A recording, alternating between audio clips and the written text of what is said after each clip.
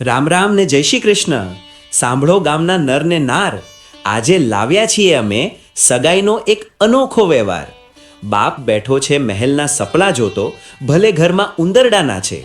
જમાઈ બિચારો હાંફી ગયો જ્યારે રમણ કાકાની જીભના છે.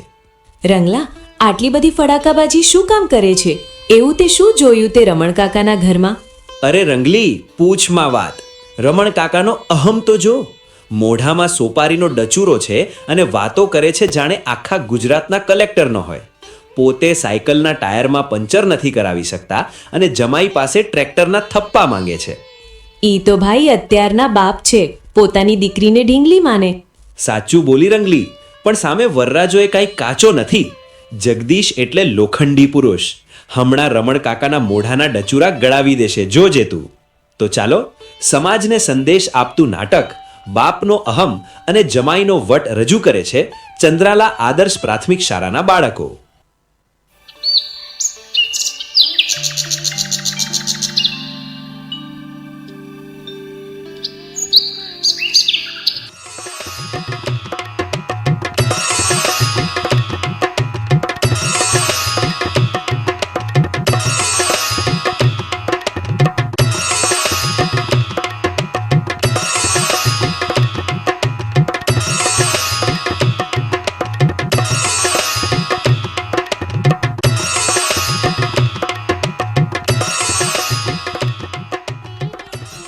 હે રામ રામ રમણ કાકા, રામ રામ. હે રામ રામ ગોર બાપા, રામ રામ. બોલો, કેમ આ બાજુ ધક્કો ખાધો? કાકા, તમે વાત કરી હતી ને કે ક્યાંક સારું મુહૂર્તિયો હોજો. બસ તમારી દીકરી માટે સાત શ્રવણ જેવ અને કમાવ દીકરો ગોતી લાવ્યો છું. આ રહ્યો આપનો મુહૂર્તિયો, જગદીશ. શું નામ કીધું? જગદીશ? જો ભાઈ જગદીશ, મારી છોડી તો ગલગોટા જેવી છે. એને જરાય દુઃખ પડે ને તો આપણને ના પોસાય. ઘર બાપા, છોકરો દેખાવમાં તો ઠીક છે, પણ આની પાસે જમીન બમીન કેટલી છે? કાકા, મારી પાસે પોતાની 10 વીઘા જમીન છે. ન ચાલે, આ તો બહુ ઓછી કહેવાય. મારે તો છોકરી આપવાની છે, છોકરી. કાંઈ દાન નથી કરવાનું. કમસે કમ 20 વીઘા જમીન હોય તો મારી દીકરીના પગ સુખી થાય. અરે રમણ કાકા, એમાં શું મોટી વાત છે? જગદીશ, પેલી બાજુમાં તારા કાકાની 10 વીઘા વેચાતી જમીન હતી ને, એ લઈ લેજે. એટલે થઈ ગઈ ને 20. બોલો કાકા હવે? જમીન તો 20 થઈ, પણ જમીનમાં બોર કેટલા? અત્યારે તો પાણીના ઠેકાના નથી હોતા. કાકા, 10 વીઘા દીઠ એક બોર છે, એટલે અત્યારે તો એક જ છે. ન ચાલે. અરે આ જમાનામાં તો ખેતરે ખેતરે બોર હોવા જોઈએ. એક બોર ફેલ જાય તો બીજો કામ આવે. 3-4 બોર તો જોઈએ જ.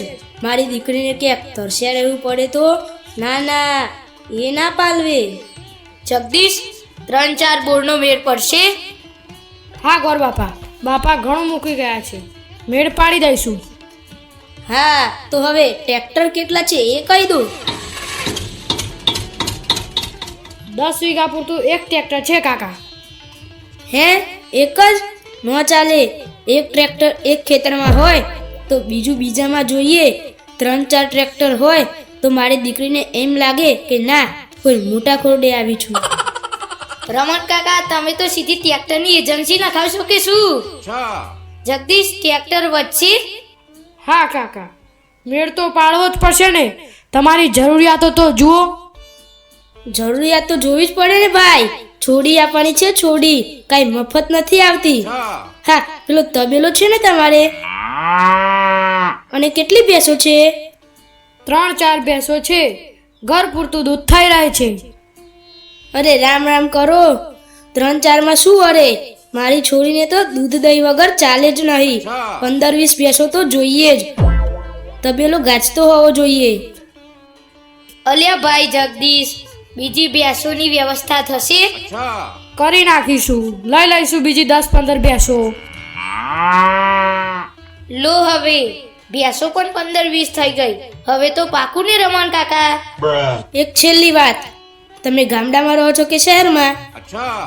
કાકા, અમે તો વર્ષોથી ગામડામાં જ રહીએ છીએ. ખેતી તો ગામડે જ હોય ને. ન ચાલે. આ જમાનામાં સિટીમાં મકાન તો જોઈએ જ. મારી છોરીને પિઝા, બર્ગર કે પાણીપુરી ખાવાનું મન થાય તો ગામડામાં ક્યાં લેવા જવી?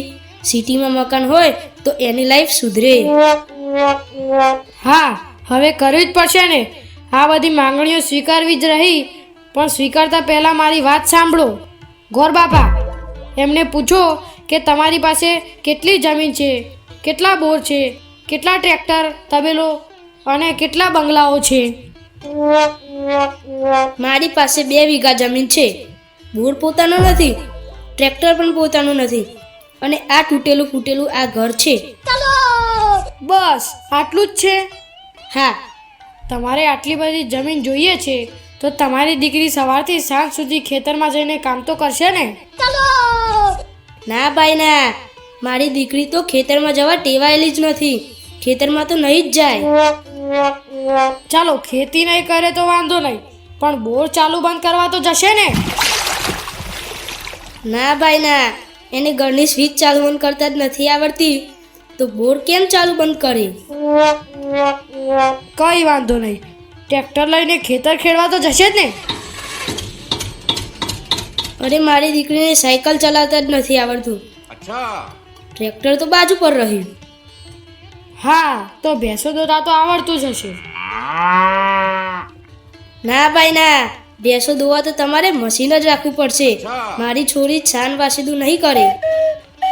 કાકા, તો ખેતરમાં પાલા લેવા તો જવું જ પડશે. ઈ તો જશે ને? અરે રામ રામ કરો, ઈ તો એસી વગર રહી શકતી જ નથી.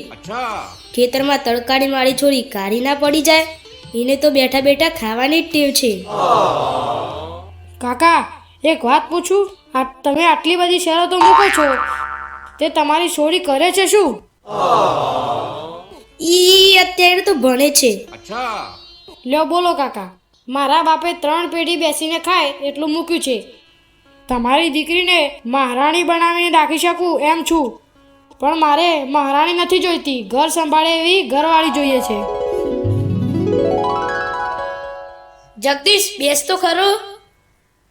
ના ગોર બાપા, જેને પોતાની દીકરીને મહેનત કરતા જોવામાં શરમ આવતી હોય એને જમાઈ પાસે ટ્રેક્ટર અને તબેલો માંગવાનો કોઈ હક નથી. કાકા, સગાઈમાં હક હોય, હરાજી ના હોય. તમારી દીકરીને કાચના કબાટમાં જડીને રાખો, અહીંયા મેળ પડશે નહીં. હેડો ગોર બાપા.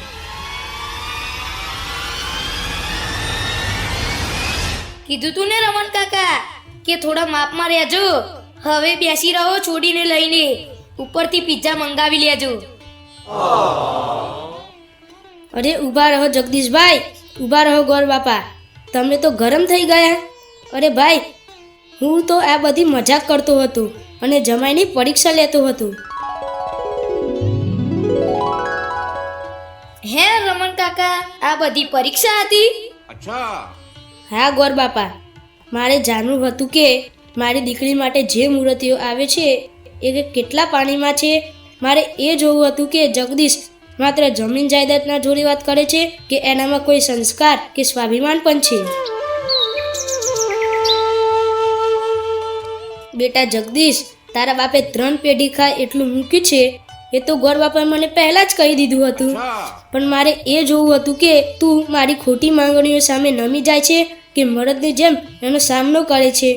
તે જે જવાબ આપ્યો એનાથી મારું હૈયું ભરાઈ આવ્યું છે.